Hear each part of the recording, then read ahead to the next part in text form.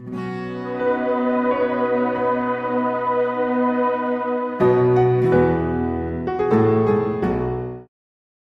last question for the night. Dr. Zakir Naik, allow me to read to you about your comments about the people of the book only limited to the Jews and Christians. This is a commentary by Prof. Hashim Kamali. I think he's quite an authority in Sharia. It's based on the verse of the Quran. Those who restrict the category of Ali al-Kitab to Jews and Christians. Sorry. What is the name you took? Which is the name of the famous person? You said because just now. What was the name of the commentary? Who wrote it? Prof. Hashim Kamali. Hashim Kamali, I haven't heard of him. First time I'm hearing. Yeah, please Google him. No, you said he's very famous. He's the chairman of Institute of Advanced Islamic Study in Malaysia. Maybe famous in Malaysia. Yeah. Maybe famous. He may be good scholar. I'm not saying he's bad. Yeah, I'll pass you his book. You can read. But right now, just for the benefit I haven't heard of him. He may be a good person. He may be a good scholar. I'm not disagreeing with that. But I personally haven't heard of him. Yes, you can read the commentary.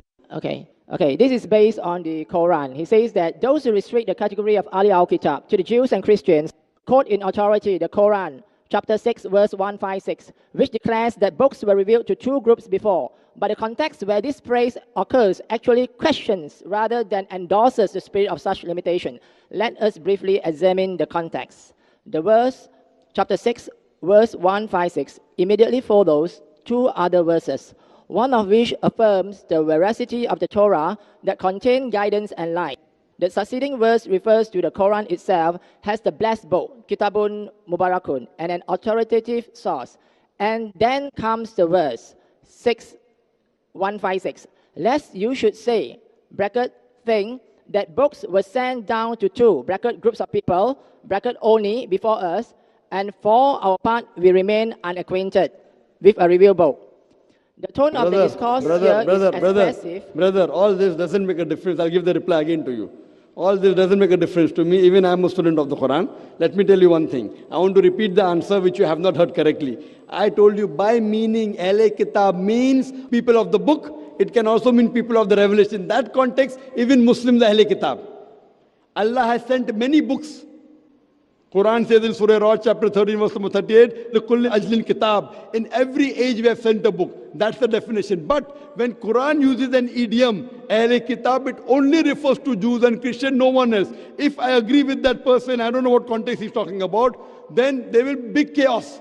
Among the Ahle Kitab, there are those who say this. And it says, Ahle Kitab believe in law and gospel, meaning Torah and the Injil. With these, there are many verses in the Quran. With this, it is 100% sure that whenever Quran refers to Ahle Kitab, it only refers to Jews and Christians as an idiom. Otherwise, there are many other people who are Ahle Kitab. But when the Quran refers to it, and I give you the example, when Quran says, "Oh Prophet, tell your wives and the believing women," you ask me, who's a prophet? Adam is prophet, Noah is prophet, Abraham is prophet, Musa alayhi salam is prophet, Jesus is prophet. But when Quran says prophet, it specifically refers to no one but Prophet Muhammad, peace be upon him. I gave you the answer, you didn't hear it. I hear you, but I hope this that is you the also... answer. I disagree, because if I follow with that, there will be contradictions in the Quran. I don't agree there's contradiction in the Quran. Quran says, Ahle Kitab believe in Torah and the Injil.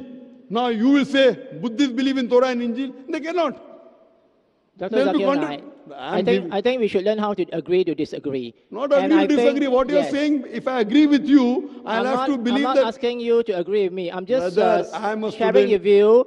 I disagree with you. You shared the view of an eminent Muslim scholars. There are many eminent people who can make mistakes, and there are many good scholars who have made mistakes. I don't disagree he's not eminent. I'm not saying he's not eminent. Okay, since you say this Abdullah Yusuf Ali, which I quote, this Abdullah Yusuf Ali, brother, you want to keep on speaking? Have you come here to give a speech? This book which I refer, the translation, Abdullah Yusuf Ali, according to me, it's the best translation available. There are mistakes in this also. Just because it's best, it doesn't mean, because human beings are bound to make mistakes. I'm a human being, I can also make a mistake. But the point to be noted is, when we do research, if we find one mistake, I don't reject everything, because he then claimed to be God. This translation is one of the best translations. Even this translation has got mistakes. So what we have to realize, that a human being cannot be perfect. So that person may be eminent, but I disagree with his interpretation. You and I disagree. So why are you coming and harping again today? I've given you reason why I disagree. What do you have to do? Okay, fine. This verse of the Quran, interpret this way. You have to counter my argument. You're not countering, you're reading from the book. Reading from the book is a waste of time for us and for everyone, because I've given you quotation from the Quran which says about Ahle Kitab and refers to Jews and Christians only. It's talking about Torah. This is also from the Quran, and it states that actually you should have an open interpretation. And can I ask you a question, Dr. Zakir? Are you also a human? Of course I'm a human. So are you also bound to make mistakes? I can make, but to prove I made a mistake, you have to prove where my mistake is. That's why that is why I state to you from a commentary from an eminent Muslim scholar, not from my own interpretation. But that eminent is not matching with the Quran. My interpretation, what I'm talking, is based on the Quran. And majority of the scholars, Jumhur scholars of Islam believe Ahle Kitab means only Jews and Christians. There are so many Ibn Taymiyyah. I can name 20, you're quoting one, which I have never heard of. Ibn Taymiyyah, you read Ibn Kasir, you read Tabari, all of them say Ahle Kitab. What you have to realize, I'm quoting Tabari, I'm quoting Ibn Kasir. All these top commentaries, all of them say that even Abdullah Yusuf Ali, even Abdul Majid Daryabadi, all of them say Ahle Kitab means Jews and Christians. Now you get one Malaysian, fine, you may respect him, I've got no objection to that. Therefore, when you see, you have to give evidence. That evidence doesn't hold good for me. That's the reason I say that I believe with the commentary given by eminent, not 100 scholars, 100.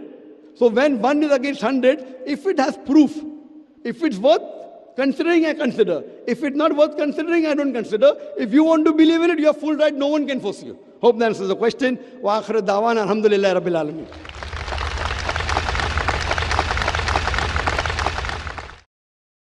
Would you like to admit yourself to the school of Islam? Dr. Zakir Naik, based on verse 48 Ma'idah, I think Allah or God has made it so clear that it is not His will. You know, He said, if I had so will, I'll make you a single people, but that's not His plan. So in other words, Allah knows best, and no, that's not His plan. Does not that verse of the Quran, if He wanted, He could have made everyone believe. Then where is the test? If the teacher says, if I want, I can pass everyone, then no one will study. So Allah is telling, for Him to make everyone believe is very easy. But because this is the test, as I quoted the verse of Surah Mulk, chapter 67, verse number 2, Allazi khalaqal mawta wal hayata. It is Allah who has created death and life to test which of you is good indeed. If He makes everyone believe, then where is the test? He's already created that creation, the angels.